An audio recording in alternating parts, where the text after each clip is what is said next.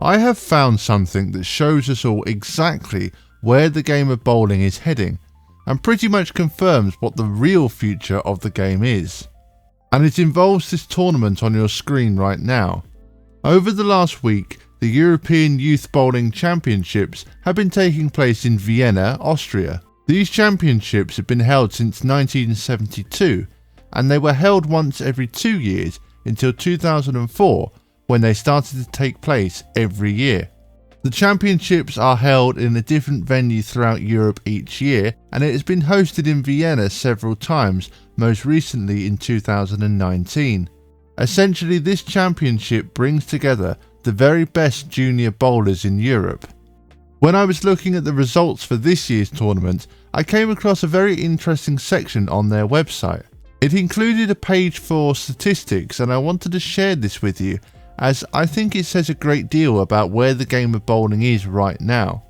In any sport, you have to look at the young players who are coming up through the ranks, because it's the young bowlers out there right now that are going to be dictating how the game develops, and you can gain some incredible insights into the future of the game by analysing the things they are currently doing. Firstly, let's take a look at this section regarding the athletes that took part. This page shows a breakdown of every single bowler, and the interesting part is that it shows us what hand they bowl with. For example, 96 male bowlers, and out of these 96, there are 57 two-handers. That's about 59%. So it's official then, two-handed bowling has completely taken hold, with more two-handed bowlers than one-handers. This did shock me, to be honest, as I still thought that one-handers were in the majority, but clearly the youth have embraced this two-handed style. As you look further down the list, you can see these players are all young. On average they are around 15 or 16, with the oldest being 18. So these guys really are the future of bowling, being the best players Europe has to offer right now. So to me, this just proves two things. Firstly, what we already knew, that two-handed bowling is not going away, and secondly, judging by these numbers, two-handers will be in the majority before long. Let's move on to another interesting page I found, all about bowling balls. So this shows a list of every single bowling ball that was registered at this championship, and it shows you the brand name, the ball name, and the number of approved balls, and also the number that are currently in use by the athletes. So straight away, let's look at the very top of the list, and this is the ball that is being used most by athletes, and it is of course the Purple Pearl Urethane. Now we can see there's 114 of these.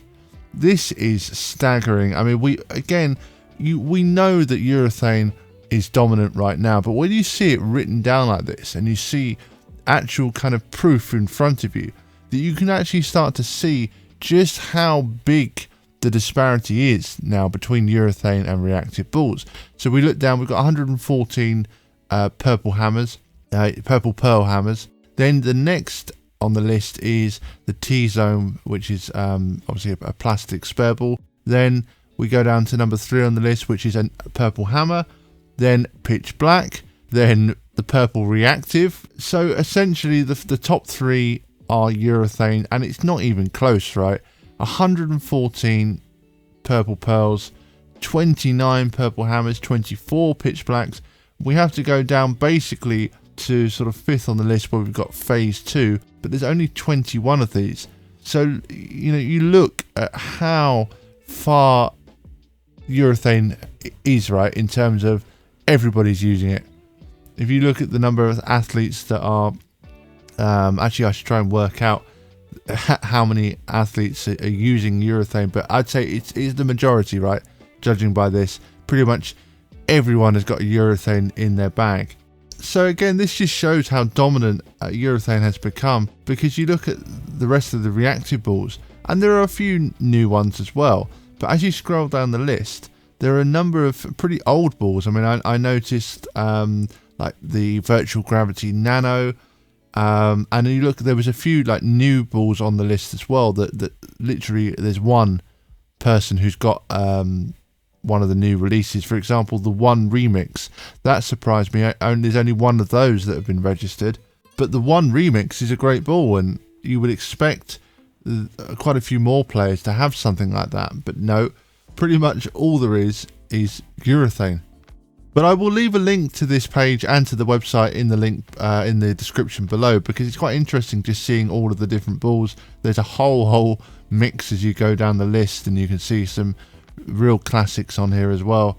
But I just found it extremely interesting seeing it written down like this alongside the part about the two-handed bowlers, because when you're actually bowling in a tournament, sometimes it's hard to comprehend because you're not sitting there counting how many purple hammers are on a rack or how many two-handed bowlers there are.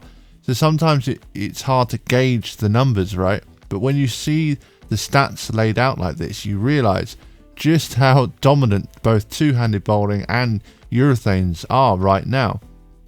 And just one final thing I'd like to show you before we summarize all of this is something that I noticed while watching some of the event via the live stream.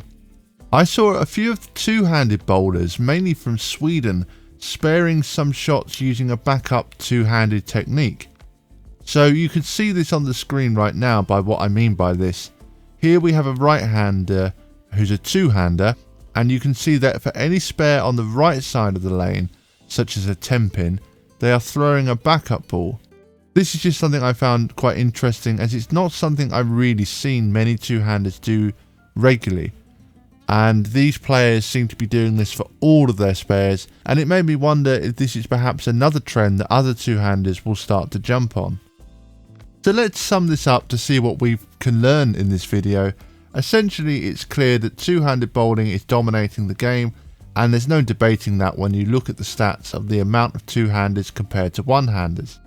There were 6 two-handed female bowlers, but the two-handed technique hasn't quite spread to the female bowlers as rapidly yet, but I'm sure it will in time. Now, whether or not this is a good or bad thing is not a debate we're going to get into in this video. So the next point is something that we all know that was dominating our game, and of course I'm talking about urethane. But as we can see, it's not even close. Everybody was using a urethane of some form, mainly the purple hammers and also the pitch black too. And aside from, when you look at the reactives, aside from a ball like the Phase 2, it was a pretty mixed bag for reactive balls. It was quite spread out, and a lot of older balls were making the list as well. But really the focus was on urethane for the players. So the main question is, well, will this change? Well, I think the answer is yes and no. The growth of two-handers will not change. We saw that for the youth boys division, there were more two-handed bowlers than one-handed. This just isn't going to change, and also as more people get into the game, they're going to continue this trend. However, when it comes to urethane, I do think this will change at some point in the future. And I believe this for a few reasons. Firstly, different types of bowling balls always come and go, and they always fluctuate in popularity. And I'm sure it won't be long before some new technology comes along that everyone will jump on. The point is, the game always changes, and bowlers have to adapt to it. Right now, there's no question urethane is in vogue right now, and for good reason, because it's working. If it wasn't working, bowlers wouldn't use it. But we never know what's coming next, and perhaps there are these sort of tournaments and championships will find a way to use different lane conditions or something that will force bowlers away from urethane. So while urethane is definitely here to stay right now, but whether it's in 1 year, 5 years or 20 years, this particular trend I believe will change. But as for two-handed bowling, definitely not. So that brings us to an end to today's video. I hope you've enjoyed this little insight into those stats that I showed. And if you have enjoyed this video, I would really appreciate it if you could like and subscribe to the channel. Thank you, bowling fans, and see you all next time.